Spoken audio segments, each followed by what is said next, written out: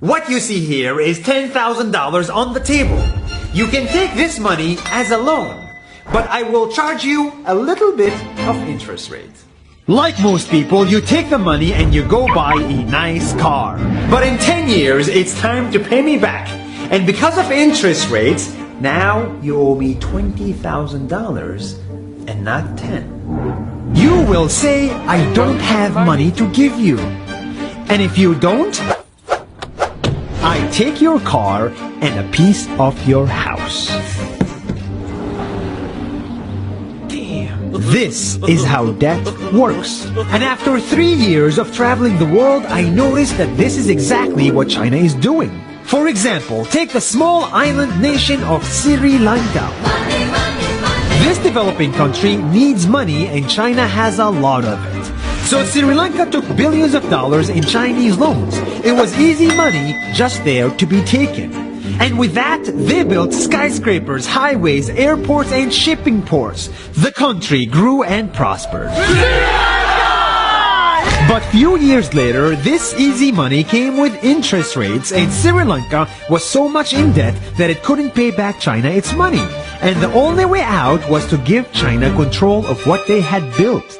In other words, Sri Lanka lost a piece of its home to China because of debt. This is the Chinese money trap. And it's a real thing I saw all over the world. In Papua New Guinea, I saw $2 billion in loans given by the Chinese to build skyscrapers, infrastructures, and ports. But there is no way this remote developing country can pay it back or its interest rate. And the only way out is to give China control of the country.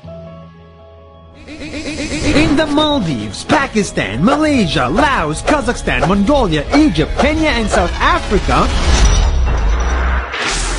the same thing is happening, and many countries are struggling to pay back Chinese loans. If you look closely, all these infrastructure projects like highways, ports, and bridges connect to China through the sea or through the land to form something far bigger, far more powerful than just a bridge.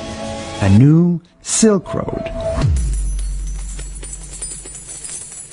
The world is already made by China, and I think slowly it will be owned by China.